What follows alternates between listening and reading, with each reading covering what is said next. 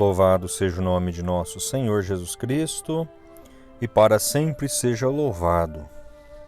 Meus queridos irmãos e irmãs, cheguemos hoje no 26º dia do nosso retiro quaresmal, quarto domingo da quaresma. Então hoje nós estamos dando início à quarta semana da quaresma, a quarta semana do nosso retiro. Então vamos, neste momento, tomar o nosso caderno de anotações. O evangelho de hoje é escrito por São Lucas, capítulo 15, de 1 a 3, e depois do 11 ao 32. Então, Lucas 15, 1 a 3 e do 11 até o 32. A primeira leitura do livro de Josué, capítulo 5, versículo 9 até o 12. A segunda leitura da segunda carta de São Paulo aos Coríntios, capítulo 5, versículo 17 ao 21. E o salmo que nós vamos meditar também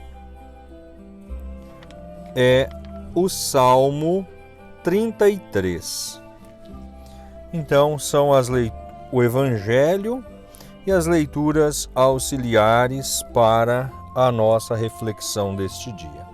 Então, peçamos ao Espírito Santo que derrame sobre nós a sua luz e a sua bênção, para que possamos realizar plenamente, cheios de alegria e paz, esta meditação.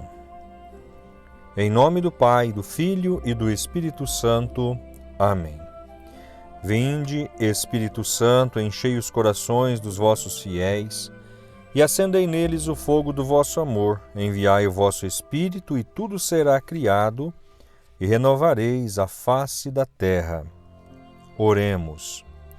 Ó Deus, que instruístes os corações dos vossos fiéis com a luz do Espírito Santo, fazei que apreciemos retamente todas as coisas segundo o mesmo Espírito e gozemos sempre da sua consolação por Cristo, Senhor nosso. Amém. Então, portanto, para o dia de hoje, vamos preparar o ambiente em que nós vamos estar rezando, preparar também o ambiente do nosso coração, preparar também a nossa alma, o nosso espírito, para que, repletos da graça de Deus, possamos aprofundar e receber toda a graça que Deus dispensar nesta quarta semana para nós. Também, neste momento, vamos suplicar a graça ao qual nós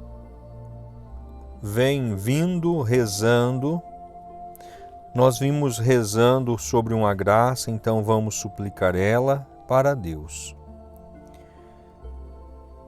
E, em clima de oração, num constante agradecimento a Deus por tudo que Ele realiza em nossas vidas.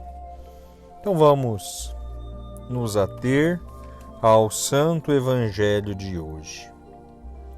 O Senhor esteja conosco, Ele está no meio de nós.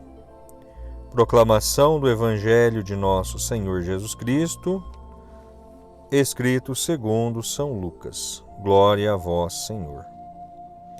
Naquele tempo, os publicanos e pecadores aproximaram-se de Jesus para o escutar. Os fariseus, porém, e os mestres da lei criticavam Jesus. Este homem acolhe os pecadores e faz refeição com eles. Então Jesus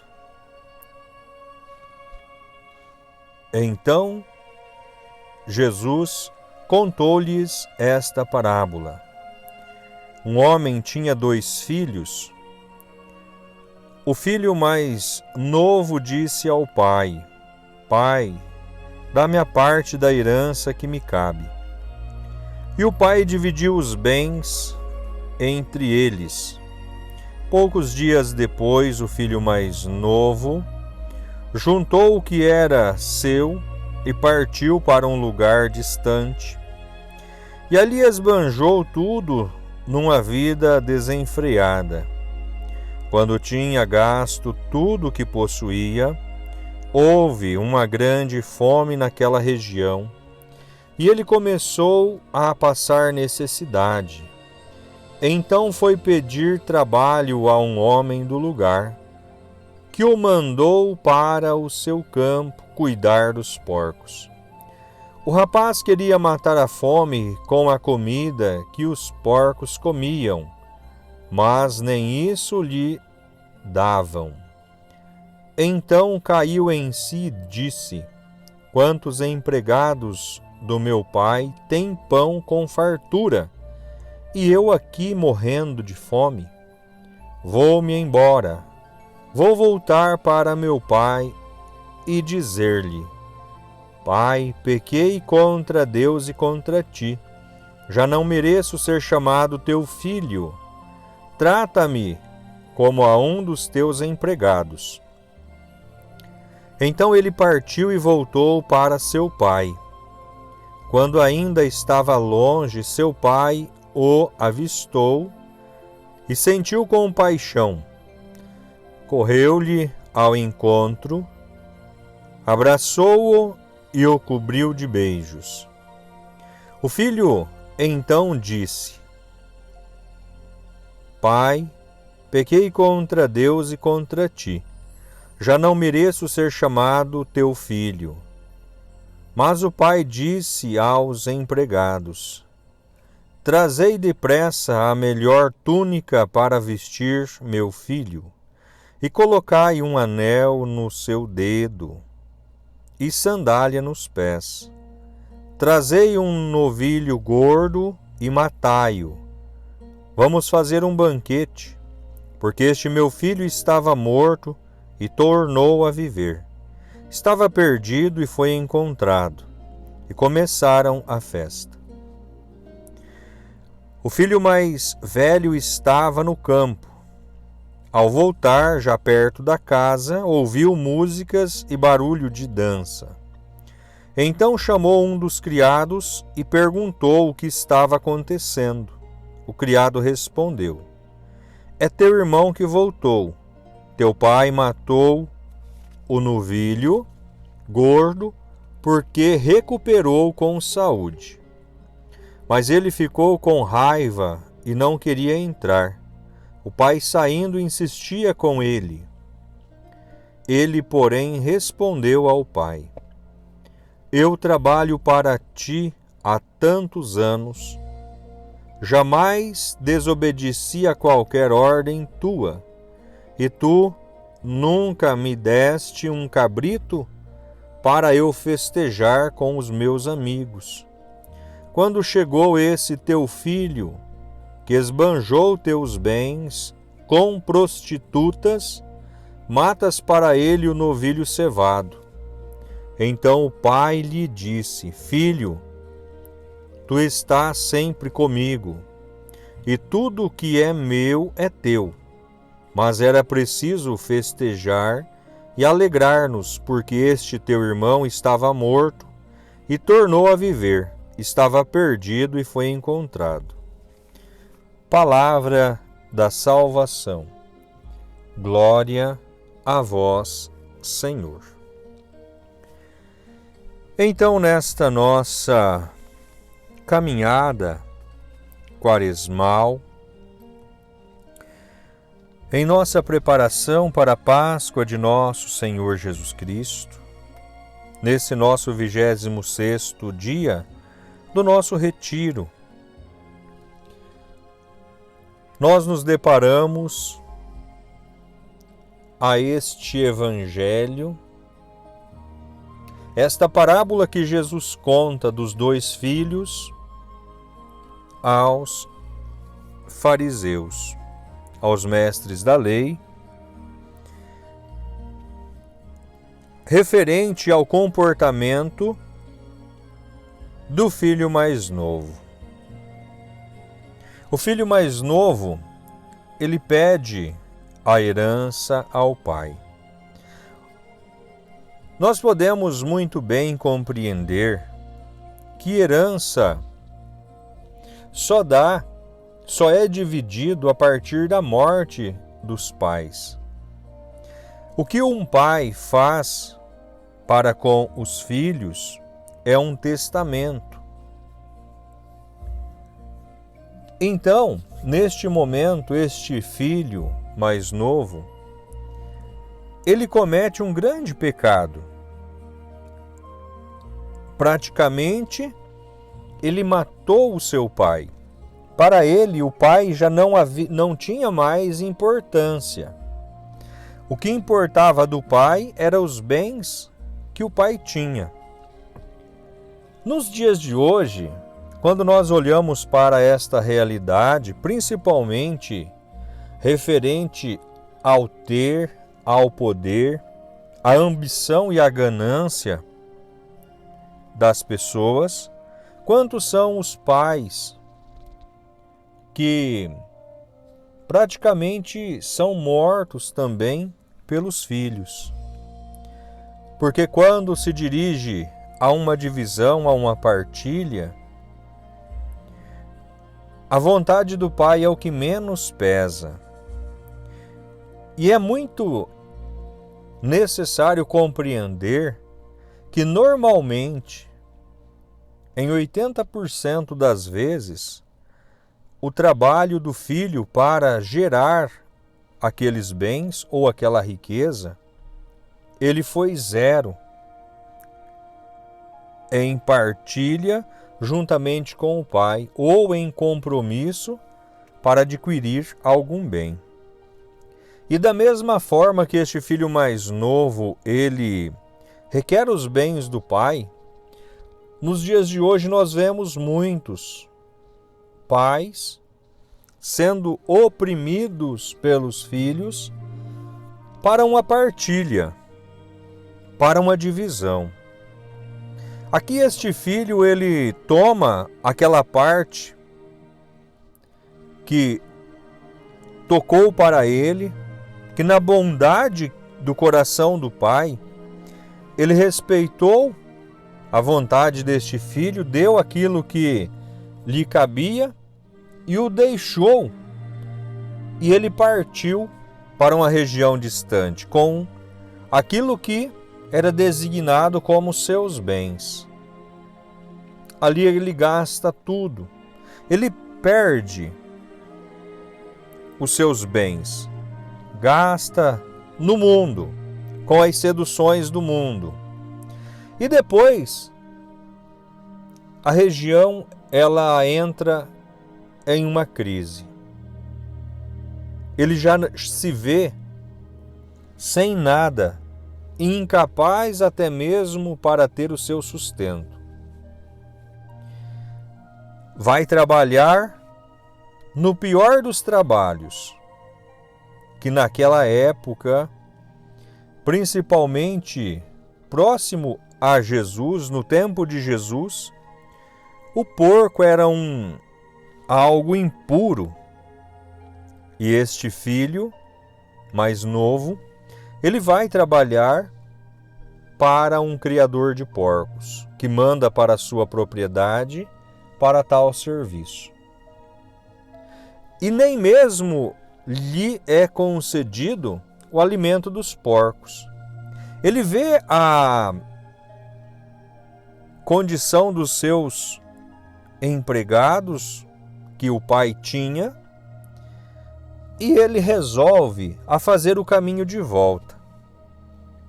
Agraciado ele de fazer este pensamento, de ter este pensamento, porque ele retornou para o seio do Pai.